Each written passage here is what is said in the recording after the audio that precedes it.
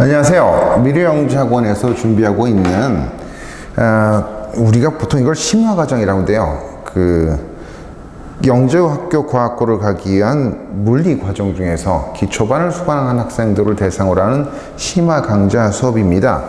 주로 조금 중등교과 과정과 연관된 심화된 내용을 학습하고 그 다음에 응용 문제들을 풀어보는 그런 내용으로 구성되어 있습니다. 주로 영재학교 시험이나 아니면 올림피아드, 요즘 올림피아드라고 하진 않죠. 전국 중학생 물리대회라고 하는 한국물리학회에서 주관하는 시험을 대비하기 위한 강좌고요. 이 정도 내용은 소화를 해야지 그런 시험들에 대비할 수가 있습니다. 그래서 좀 열심히 같이 공부하면서 좀 도움이 되길 바랍니다. 오늘은 첫 번째 시간으로 흔히들 물리를 여러 가지 구성되어 있다고 하지만 중학교 과정에서 중등과정 주로 배우는 내용이 고전역학이라고 하는 물질의 운동, 힘 이런 관계들을 다루는 걸 처음 배우고요. 그 다음 두 번째로는 이제 전기를 배우죠. 그리고 파동 이렇게 구성되어 있습니다. 이 내용에는 열역학이라고 해서 열과 관련된 현상들을 좀 배우기도 하는데 이 부분은 화학과도 좀 연관이 되어 있어서 이거는 좀 짧게 다루도록 하고요. 그래서 일반적으로 주로는 역학과 전기와 그 다음에 파동이 여기 주로 포함되어 있어요. 그래서 오늘은 첫 번째로 처음에 이제 역학부터 시작을 합니다. 역학 내용 중에 힘에 대해서 좀 살펴보려고 합니다. 그래서 여러 가지 좀 보려고 하는데요. 힘이란 무엇인가 라는 것부터 시작을 해서 좀 살펴보도록 할게요. 힘이란 얘기를 할 때 저는 항상 영어 시간은 아니지만 영어 공부를 좀 하고자 합니다. 힘이 정체가 뭐냐 이런 걸 보려고 그래요. 힘의 정체를 정확히 밝힌 건 여러분들 잘 아는 아이작 뉴턴입니다. 힘이 무엇인가 좀 힘. 영어로 뭐라고 그래요? force라고 하죠. force라고 합니다. 영어 시간 아니지만 그래도 영어를 알아보면 단어의 어원이나 이런 거 좀 볼 수가 있으니까 좀 유용하거든요. 영어 얘기 좀 해봅시다. 힘, force가 뭡니까? force가 영어로 하면 명사형 찾아보면 힘 이렇게 돼 있어요. 근데 동사형을 찾아보잖아요. 그럼 뭐냐면 강제하다, 강요하다 이런 겁니다. 알겠습니까? 이게 force예요. 강제합니다. 강요해요. 뭐를 강요해요? 운동을 강제하고 강요합니다. 잘하고 있던 운동을 강제하고 강요해서 운동을 변화하도록 만들고요. 운동하고 하지 않고 있던 물체를 강제하고 강요해서 운동을 하도록 만듭니다. 운동을 안 하던 물체가 운동을 하는 거나 운동을 하던 물체가 그 운동이 변화가 있는 거 모두 다 뭐예요? 운동에 변화가 있는 거죠. 그래서 힘은 역할이 뭐다? 운동과 관련돼 있어요. 운동에 변화를 주는, 알겠죠? 변화를 주는 원인이 되는 것. 그렇죠? 이것을 뭐라고 한다? 이것을 힘이라고 한다. 알겠습니까? 그래서 정확히 얘기하면 뭐라고요? 운동에 변화를 주는 원인이 되는 것을 힘이라고 한다는 거야. 운동과 뛰어서 생각할 수가 없어요. 운동에 변화를 주는 원인이 되는 것을 힘이라고 한다.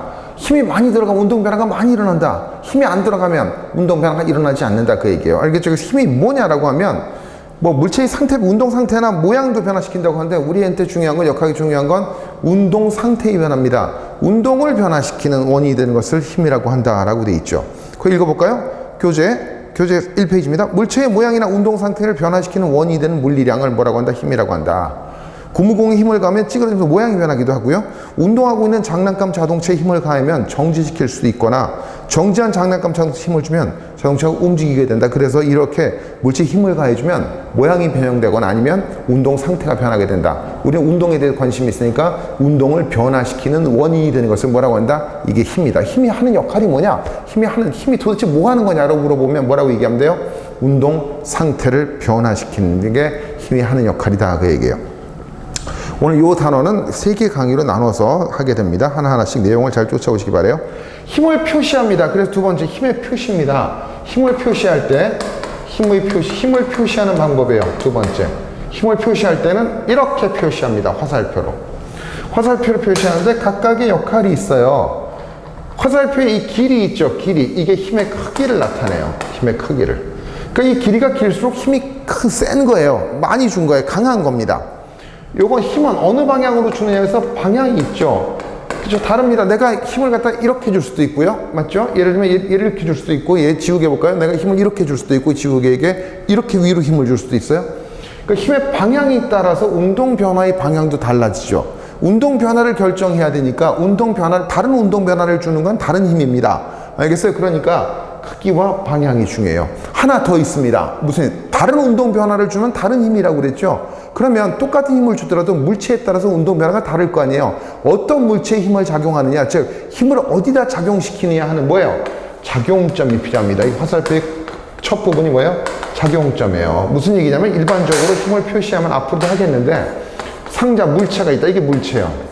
물체에 힘을 준다고 어떻게 표시하면 이렇게 표시합니다. 즉 이 방향으로 이만큼의 크기의 힘을 F라고 표시하는데, 그렇죠? 벡터는 나중에 배울 테니까 이만큼의 힘을 이 방향으로 준다 그런 얘기예요. 근데 어디에다 준다? 여기다가 줬다. 여기서 이 방향으로 줬다 그 얘기야.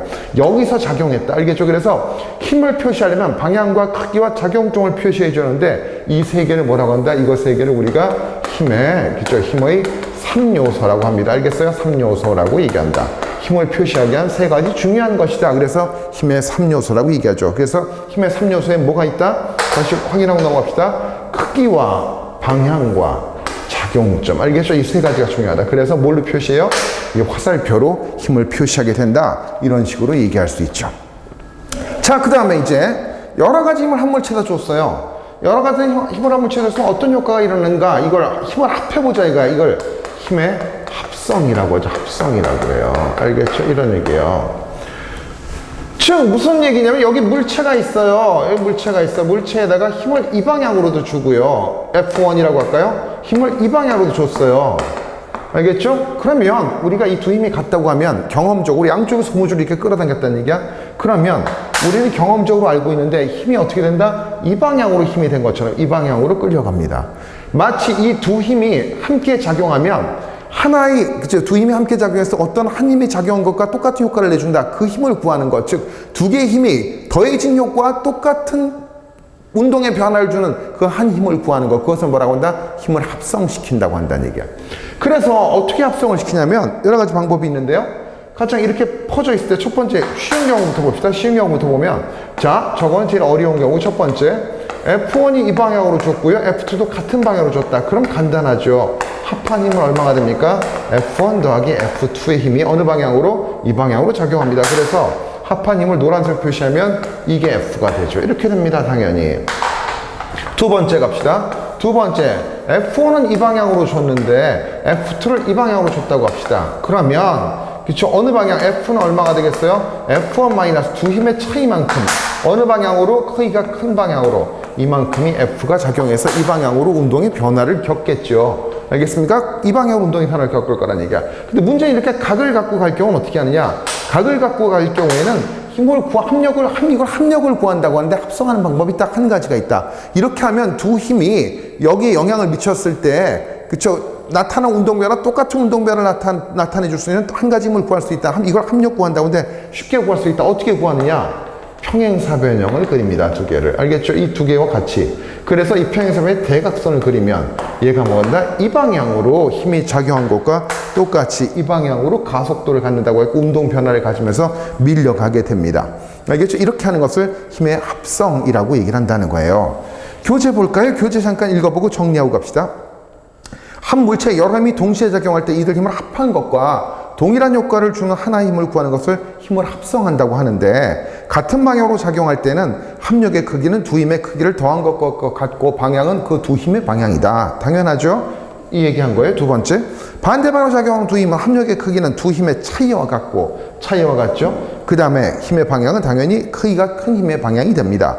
나란하지 않은 방향으로 작용하는 이 두 힘은 두 힘을 동일한 작용점에다 두고요. 이렇게 두 힘을 화살표로 표시했을 때 화살표가 만드는 평행사변형을 그리고 대각선을 그려주면 그 힘이, 알겠죠? 두 힘을 같이 잡아당겼을 때 용추절적으로 양쪽에서 이렇게 잡아당긴단 말이에요. 그러면 마치 하나의 이 힘이, 이 대각선의 이 힘이 하나로 작용하는 것과 똑같은 운동 변화가 이 물체에 일어난다. 그렇게 해서, 그렇죠? 동일한 두 개의 힘이 작용했을 때, 혹은 두 개, 세 개라도 상관이 없어요.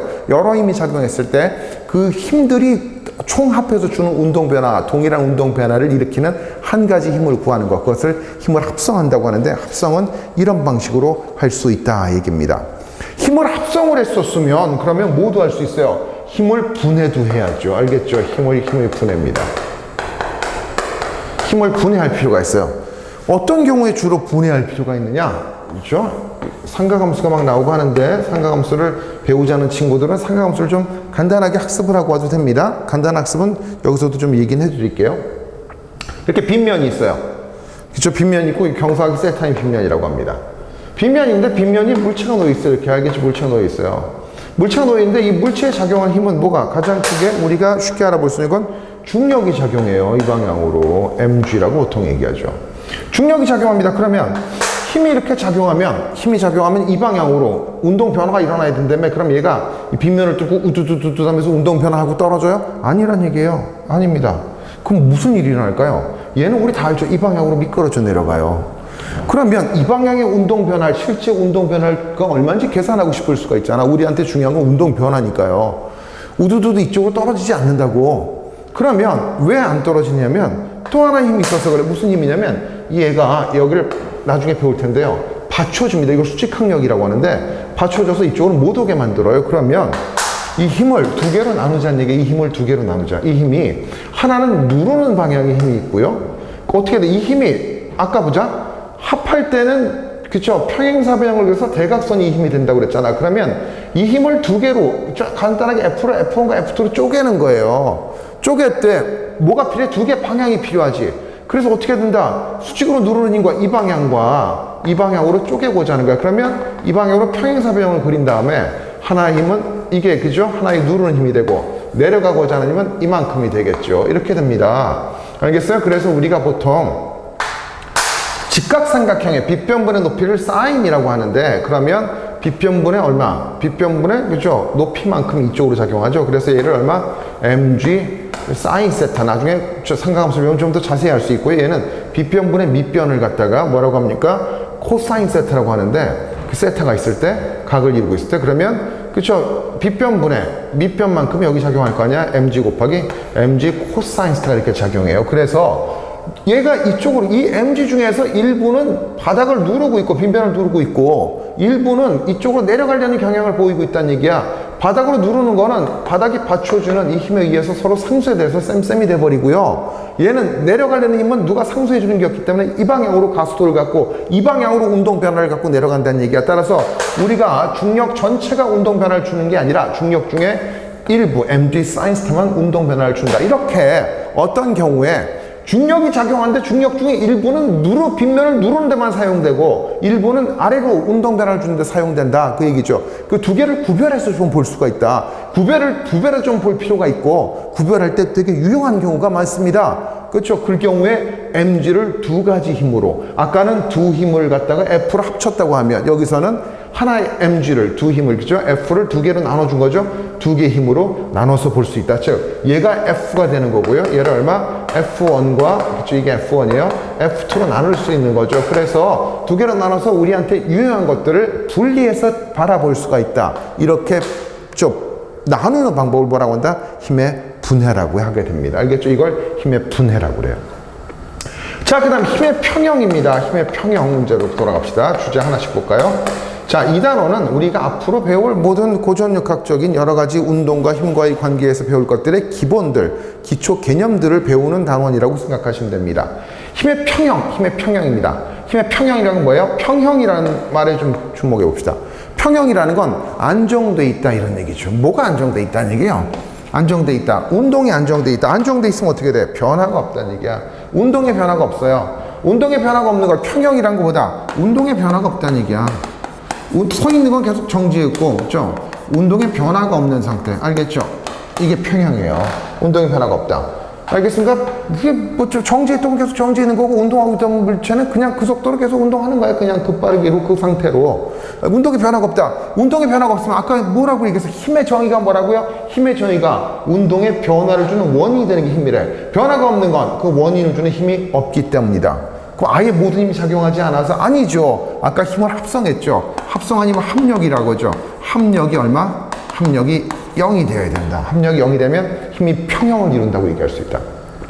알겠죠? 합력이 0이다. 합력이 0이기 때문에 다시 한번 볼까요? 합력이 0이다. 합한 힘이 뭐 여러 개 힘이 작용했는데 결국은 이걸 합력 혹은 알자 힘이라고도 얘기해요. 한국말로는 알자 힘, 그죠? 다 합친 알자 힘이 얼마? 알자 힘이 0이기 때문에 결국 운동의 변화가 없고 운동의 변화가 없으니까 평형을 이룬다. 이런 식으로 이해할 수 있다는 얘기예요. 따라서 힘에는 그쵸? 힘이 평형을 이뤘다는 얘기는 알자 힘이 빵이다. 그런 얘기입니다. 자, 오늘 배운 내용 지금까지 한 거 하고 문제 좀 풀어볼게요. 정리 좀 하고요. 힘이라는 건 뭐다? 이거 머릿속에 똑똑히 기억해둬야 됩니다. 운동의 변화를 주는 원인이 되는 게 힘이다. 힘은 표시할 때 뭐로 나타낸다? 이거 힘의 3요소라고 하는데 크기와 방향과 작용점을 나타내서 힘을 표시한다라고 했고요. 힘의 합성, 두 가지 이상의 힘을 합성시키는 방법이다. 같은 방향일 때, 다른 방향일 때, 나란하지 않은 경우일 때, 이때는 그렇죠. 평행사변형에 두 힘을 갖고 이루는 평행사변을 만들어서 그 대각선이 뭐가 된다? 힘의 합한 합력이 된다. 힘을 분해할 필요도 있다. 있죠? 이렇게 분해했죠? 아래로 작용하는 힘을 갖다 이 방향과 이 방향으로 분해해서 이 방향으로만 가속도, 즉 운동의 변화를 갖고 움직일 테니까 움직이는 그죠? 운동 변화를 갖는 그죠? 그 부분이 전체가 아닌데 mg 전체가 운동 변화를 주지는 않는데 그 부분이 얼마나 되느냐 하는 것들을 알아볼 수 있는 방법이다. 힘의 평형. 힘의 평형이라는 건 운동의 변화가 없다는 얘기다. 평형 이렇다니까. 왜? 합력이 빵이니까. 알겠죠? 합력이 빵이니까 R자임이 빵이니까 운동 변화가 없고 운동 변화가 있기 때문에 힘은 별로 그렇죠. 운동은 변하지 않고 있고 그 상태를 뭐라고 한다? 힘의 평형이라고 한다. 따라서 힘의 평형이 이루어지고 있다 한다는 얘기는 무조건 R자임이 0이다. 이렇게 이해하시면 되겠습니다. 자, 이제 하나씩 거기 있는 예제들을 이제 우리가 배운 걸 갖고 좀 풀어보도록 합시다. 예제들이 괜찮아요. 기본 개념들을 한번 살펴보기에는 괜찮은 예제들입니다. 한번 풀어봅시다. 자, 1번부터 볼까요? 자, 1번입니다.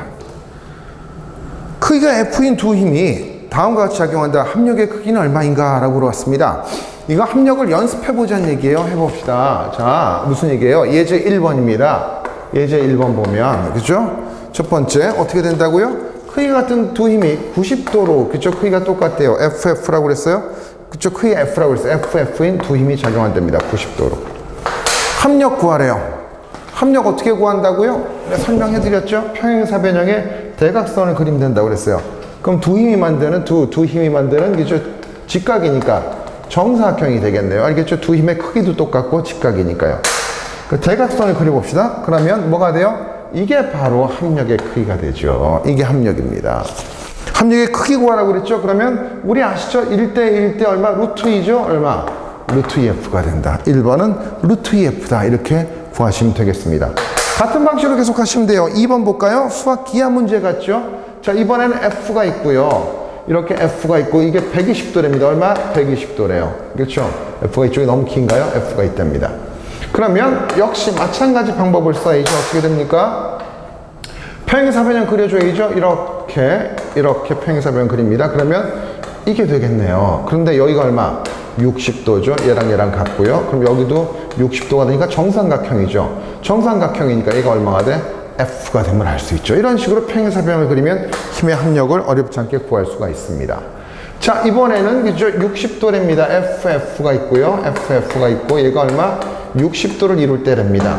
같은 방식으로 해봅시다. 자, 이렇게 갈 거고요. 이렇게 가겠죠. 그래서 이겁니다. 이게 그죠? 이거예요. 이게 바로 올라간다. 이게 합력의 크기가 됩니다. 이게 얼마인지 어떻게 구할까요? 자, 볼까요? 여기 나눠볼까요? 여기 나눠보면 여기가 F면 여기가 2분의 F죠? 요만큼이 2분의 F면 요만큼이 얼마? 2분의 루트 3F예요. 그죠? 2대1 대 루트 3이니까 2대1 대 루트 3. 그럼 여기도 얼마? 2분의 루트 3F가 되겠죠. 그러므로 전체 크기는, 합력의 크기는 얼마가 됩니까? 루트 3F가 됨을 계산할 수 있죠. 이런 식으로, 그쵸? 삼각함수의 1대1 대 루트 2 피타고라스 정리 배웠을 거 아니에요? 이걸 이용해서 합력의 크기를 이런 특수각들에 대해서 구해볼 수가 있다. 그런 얘기입니다. 예제 2번 봅시다.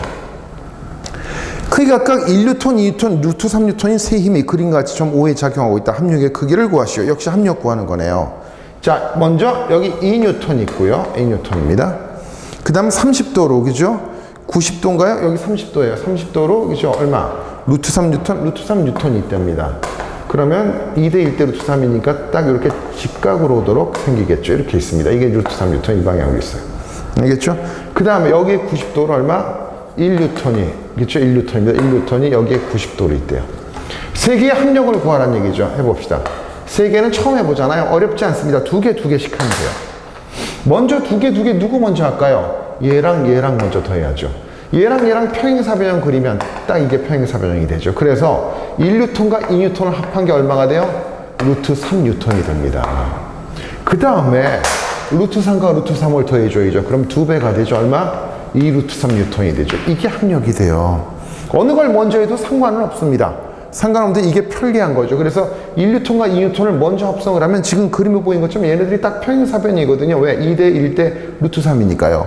평행사변형이니까 1뉴턴과 2뉴턴을 합친 게 루트 3뉴턴 파랑으로 그린 그 합력이고요. 그 다음 요 1뉴턴, 2뉴턴 합친 것과 요 마지막 루트 3뉴턴을 또 합쳐줘야죠. 그럼 루트 3과 루트 3이 같은 방향으로 합쳐졌으니까 결국은 얼마가 된다? 합력의 크기는 이 방향으로 2 루트 3 뉴턴이 됨을 계산할 수가 있다. 그 얘기입니다.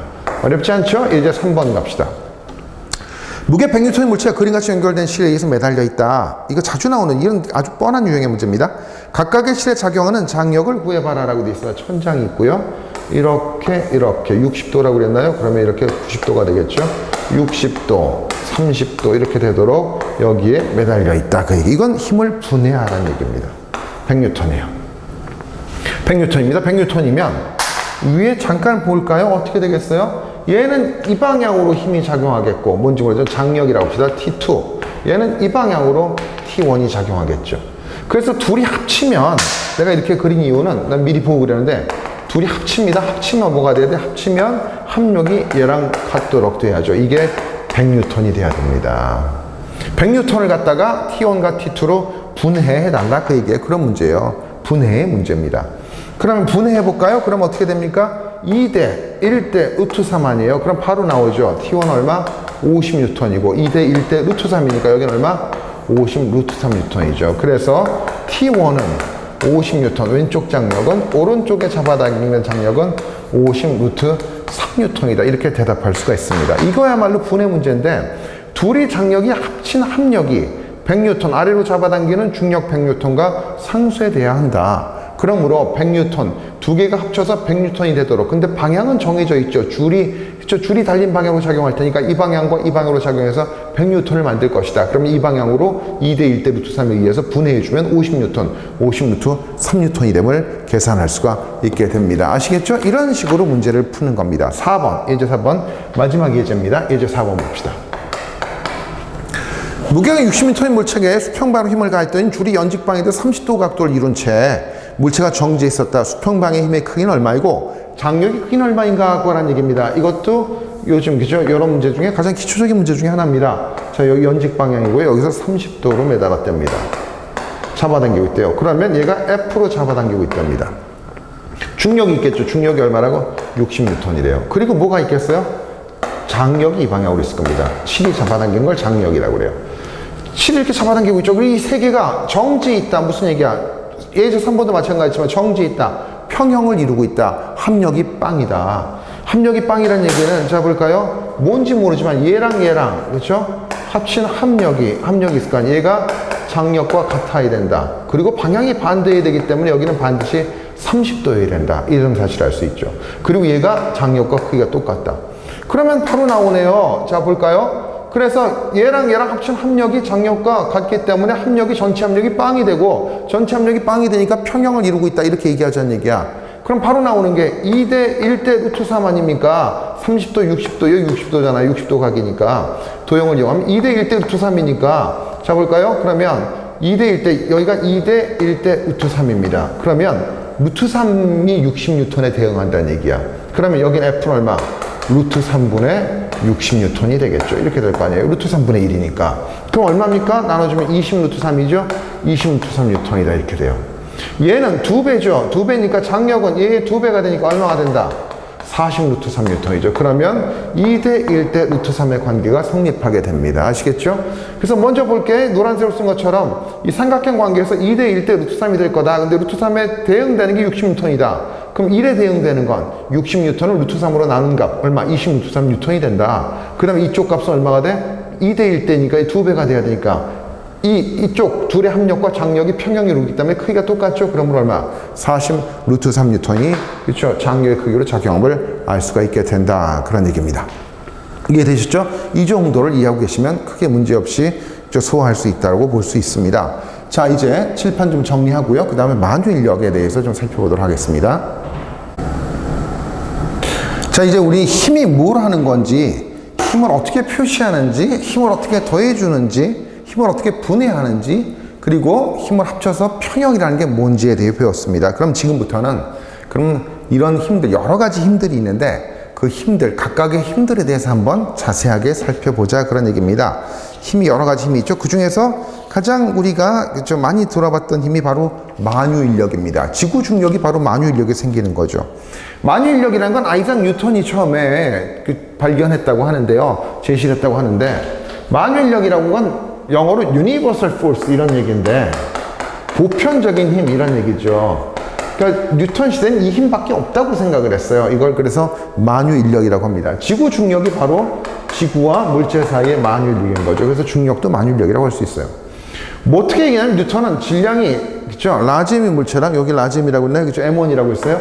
M1인 물체와 질량이 M2인 물체가 거리가 얼마? R만큼 떨어져 있다고 한다면, 그러면 둘 사이에 뭐가 생긴다? 잡아당기는 힘이 발생한다. 왜? 질량 때문에. 나중에 배우겠지만 작용반작용으로 똑같은 힘이 발생합니다. 왜? 질량을 가지고 있으면 저 질량을 가진 물체마다 잡아당기는 힘이 본질적으로 있더라. 우리 과학을 하다 보면 그런 질문 던지죠. 왜 질량을 가진 물질끼리 잡아당기지? 그건 지금도 몰라요. 알겠습니까? 그거는 그냥 어떤 시대 영역이라고 할 수 있죠. 어찌됐건 질량을 가진 물체랑, 질량이라는 건 물체의 성질인데, 질량을 가진 물체랑 질량을 가진 물체가 있으면 반드시 잡아당기더라. 그럼 질량을 가지지 않은 물체도 있느냐? 질량을 가진 입자는 빛이 질량이 없다고 얘기하죠. 광양자라고. 그건 나중에 뭐 여러분들이 물리 좀 더 배우면 배우게 되실 텐데, 그건 나중에 얘기고요. 어찌됐건 모든 물체는, 빛을 제외한 모든 물체는 질량을 가지고 있습니다. 그러니까 질량을 가지고 있으면 가진 질량만큼, 질량에 따라서, 질량 때문에, 그렇죠? 질량을 가진 물체랑 질량을 가진 물체끼리 잡아당기는 힘이 존재한다. 근데 이 힘은 뭐에 비례한다? 일단 질량의 원인이 되니까 질량에 비례한다.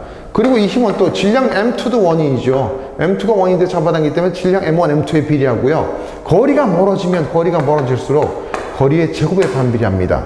왜 거리의 제곱에 반비례할까요? 이 힘이 여기 질량이 있다고 해보세요. 그러면 얘가 사방에서 이렇게 힘을 작용할 거 아닙니까? 난 이 힘을 어떤 물체는 이 힘을 느낄 거고, 근데 거리가 멀어지면 멀어질수록 이 거리예요. 이 힘을 받는 면적이 넓어져요. 그럼 이 면적에서 받는 총 힘의 세기는 어떨 것 같아요? 총 힘의 세기는 얘가 결국 만드는 거기 때문에 일정할 거란 얘기야. 그러면 거리가 더 멀어지면 그 면적이 더 커지죠. 더 커지기 때문에 결국은 어떻게 돼? 한 지점에서 받는 힘의 세기는 뭐 어떻게 된다? 면적 분의 1밖에 받지 않게 된다. 그러므로 그죠? 면적 분의 1에 비례하기 때문에 결국 거리 제곱에 반비례하게 된다라고 얘기할 수 있습니다. 무슨 말인지 이해되셨죠? 그러니까 어떤 물체든지 점이 근원이 되는 물체는, 점이 근원이 돼서 세기를 만드는 것은, 그런 세기들은 항상 거리의 제곱에 반비례합니다. 왜? 잡아당기는 건 그 점에 있는 질량이 잡아당기는 건데, 그 힘을 만드는 건데, 결국 거리가 멀어서 일정한 구면 위의 모든 점에 잡아당기는 힘의 총합을 하면 일정해야 된다니까. 질량에 따라서 일정해야 되는데, 거리가 멀어지면 그 구면이 더 커지죠. 구면의 면적이 커지기 때문에 면적분의 1만큼 한 지점에서는 힘을 받지 않게 된다. 그러므로 거리의 제곱에 반비례합니다. 이건 나중에 전기력도 마찬가지고요. 여러 가지로 똑같은 원리를 적용할 수가 있습니다. 그러므로 결국은 짬뽕에서 합을 쓰면 거리의 제곱은 반비례하고 질량의 곱에는 비례하게 된다. M1에도 비례하고 M2에도 비례하고 거리 제곱은 반비례니까 이런 식이 되죠. 그래서 결론적으로 다른 변수는 없기 때문에 상수 곱하기 거리 제곱분의 질량 곱하기 질량이 된다. 이만큼의 힘을 받게 된다. 이걸 갖고 우리가 바로 만유인력이라고 얘기를 하게 되는 거죠. 이때 만유인력 상수는 표준 단위로 6.67 곱하기 10의 마이너스 11승이고요. 힘의 단위 뉴턴을 쓰니까 뉴턴 퍼. 그 다음 뭐예요? 뉴턴 메타 제곱이 들어가겠네요. 메타 제곱 퍼 얼마? 킬로그램 제곱이 됩니다. 이런 식으로 만유인력 상수를 표준 단위로 쓸 수 있게 된다라고 얘기할 수 있습니다. 읽어볼까요? 만유인력 교재 3페이지입니다. 질량을 가지고 있는 모든 물체 사이는 서로 잡아당기는 인력이 작용하는 이 힘을 만유인력이라고 한다.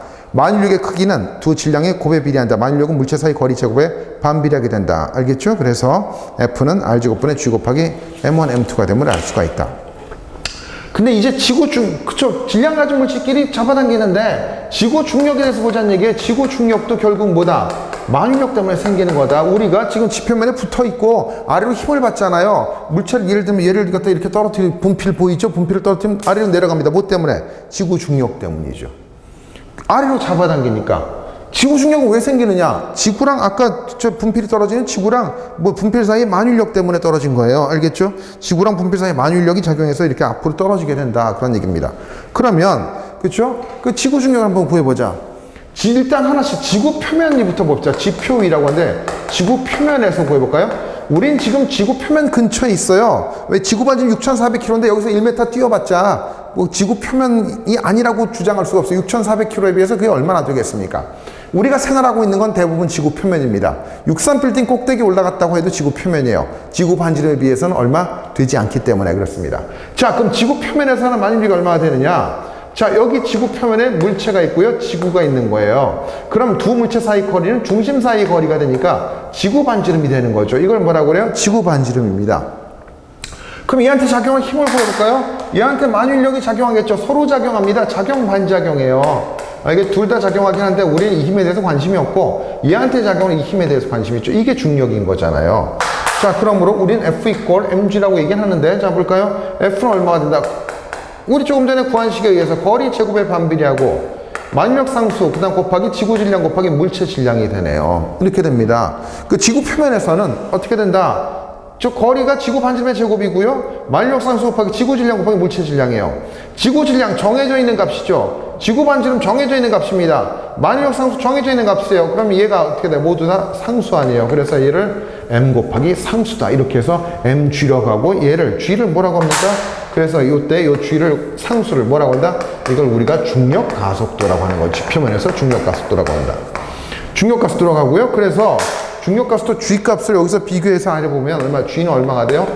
r 제곱분의 gm이다. 그쵸? 지구 반지름 제곱분의 만유력 상수 곱하기 지구 질량이다. 이렇게 우리가 표시할 수 있고 계산할 수 있다는 얘기입니다.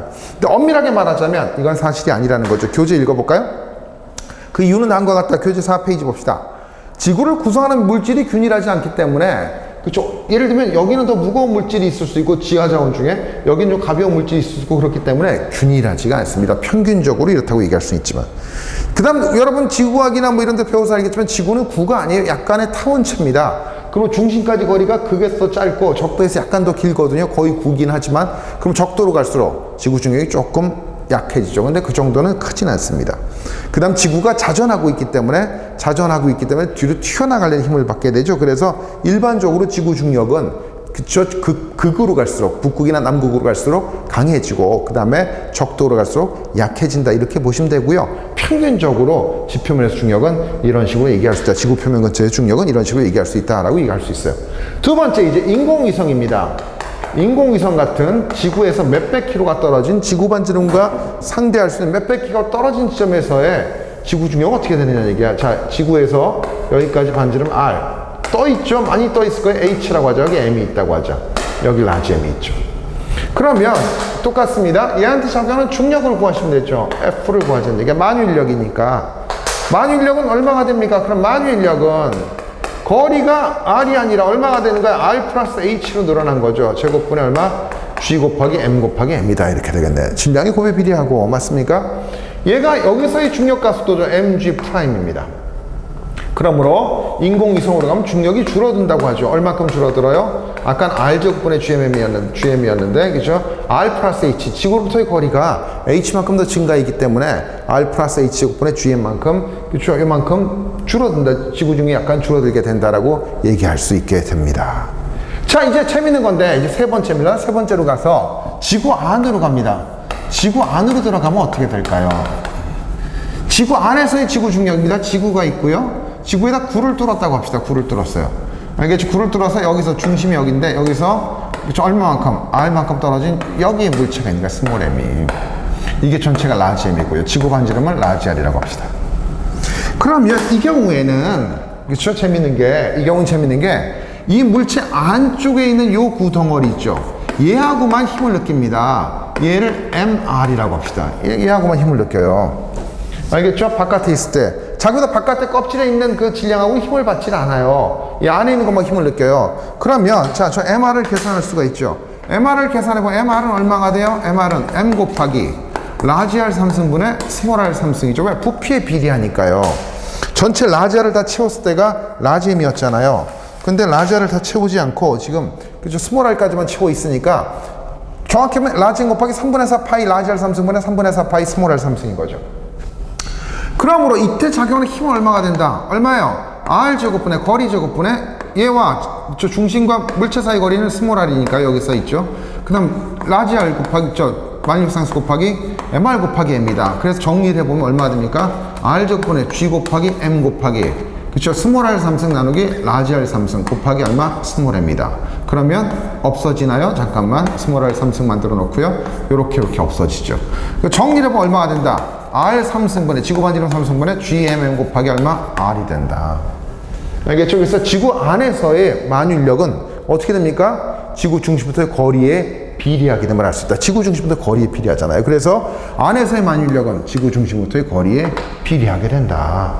세 가지를 봤어요. 자, 어떻게 봤습니까? 지구 중력도 결국 만유인력 때문에 지구 중력이 생기는 거다. 좋은 얘기잖아요. 알겠습니까? 그래서 지구 중력도 만유인력 때문에 생기는 건데, 지표면에 있을 때는 지구 중심과 물체 사이 거리가 지구 반지름이기 때문에 지구 반지름 제곱분의 만유상수 곱하기 지구 질량 곱하기 물체 질량이 된다. 물체 질량 곱하기 상수가 돼서 그 상수를 우리가 중력가속도라고 하는데, 중력가속도 얼마가 돼요? r 제곱분의 지구 반지름 제곱분의 만유상수 곱하기 지구 질량이 된다. 인공위성같이 지구 바깥으로 가게 되면, 지구 바깥이죠. 인공위성에서는 지구 중심 사이 거리가, 지구 중심부터 물체까지 거리가 얼마로 멀어진 거야? r 플러스 h로 멀어진 거다. 그래서 뭐만 바뀌어? r 플러스 h로. 알겠죠? 거리만 좀 더 멀어진 걸로 하면 모든 게 계산이 가능하다. 어렵지 않게. 지구 안이 좀 복잡하다. 지구 안으로 들어가면, 물체가 지구 안으로 들어가면 물체 안에 자기가 싸고 있는 부분만 거기서만 작용을 하게 된다. 여기 잘 안 보이시나요? 다시 그릴까요? 자, 다시 여기 어디 됐을까요? 잠깐 여기 인공위성 쓰고요. 지구 안에서만 작용하게 됩니다. 다시 쓸게요. 3번 봅시다. 지구 안으로 들어가면, 그쵸? 요 안으로 들어갔다는 거야. 그러면 여기서 R이라고 하면 요 안에 싸고 있는 전체 라지 R이고 전체 질량을 스몰 m이라고 하면 요 안에 얘가 싸고 있는 여기까지만 이 질량만 지구 중력을 작용하게 된다. 그런 얘기죠. 그래서 얘의 질량을 mR이라고 하자. 그럼 얘는 얼마? 전체 m 곱하기 아까 썼어요? 전체, 그죠? 부피에 비례하니까 라지 R 3승 스몰 R 3승이 된다. 그러므로 만유인력은 얼마가 된다? R 제곱분의 G mR 곱하기 m이니까요. 그래서 얼마가 됩니까? 집어넣어 정리하면 GMM 곱하기 R이 된다. 그죠? 그래서 어떻게 돼? F가 만유력이 R에 비례함을 볼 수 있다. 그런 얘기입니다. 아시겠죠? 이제는 잘 보이죠? 아까 좀 끊긴 거 다 썼습니다.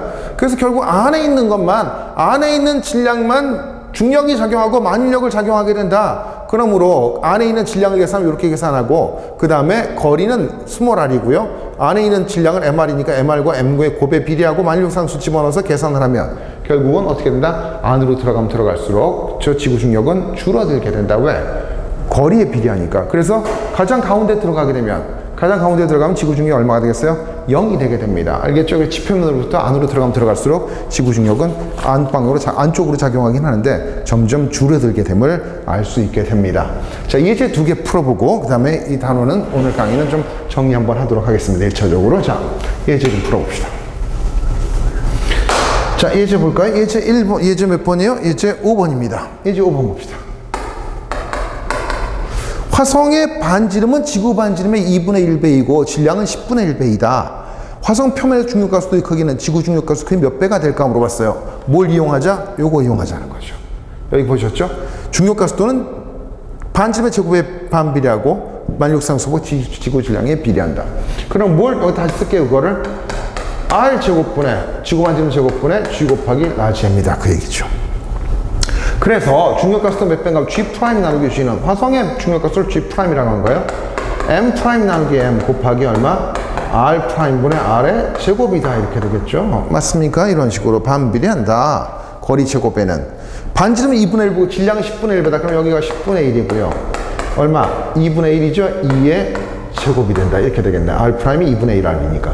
얼마? 10분의 4. 얼마? 0.4죠. 화성의 중력가속도는 지구의 약 0.4배가 된다라고 얘기할 수 있게 됩니다. 6번입니다. 지표면에서 지구 중심 쪽으로 터널을 뚫어서 내려갈 수 있다면 이거는 뭐 쓰지 않고도 얘기할 수 있겠네요. 지구 중심에 가까이 갈수록 체중은 어떻게 변화하는가? 이 얘기죠. 지구 중심에 다가갈수록 R이 짧아지죠. 중심도 거리가 작아지니까, 지구 중력이 작아지니까 자기 체중이 점점점 작아지는 것을 느끼게 됩니다. 만약 지구 중심에 도달하게 되면 지구의 정확히 북반부와 지구의 정확히 남반부가 나를 잡아당기는 힘이 어떻게 돼요? 서로 상쇄되죠. 힘의 평형이 일어나죠. 양쪽에 똑같은 힘으로 반대방으로 잡아당기니까 그래서 어떻게 된다? 힘이 0이 돼서 지구 중력이 0으로 느끼게 된다. 그런 얘기입니다. 아시겠죠? 그래서 바깥에 있는 것들은 서로 잡아당기는 힘이 나한테 어떤 물체한테 지구 안으로 들어간 물체한테 잡아당기는 힘이 서로 상쇄가 돼버립니다. 그래서 요 바깥에 있는 요 껍질이 작용하는 힘은 얘한테 알자 힘이 없어요.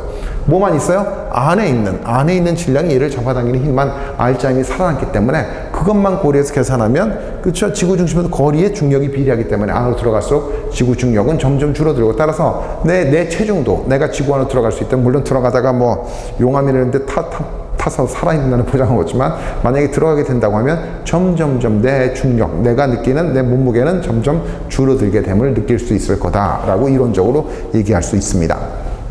자, 오늘 첫 강의였고요. 이런 식으로 강의들을 계속 해나갈 겁니다. 좀 쉽지는 않았을 거라고 생각하는데요. 앞으로 내용도 점점 더 어려워질 수도 있어요. 좀 더 많은 응용 문제들. 시중에 여러 가지 문제집이 나와 있잖아요. 응용 문제도 풀어보시고. 물리는 응용이 중요하니까 그러면서 좀 도움이 되도록 본인들의 학습에도 좀 만전을 기해 주셨으면 좋겠습니다. 오늘 강의 여기서 마치도록 하겠습니다. 감사합니다.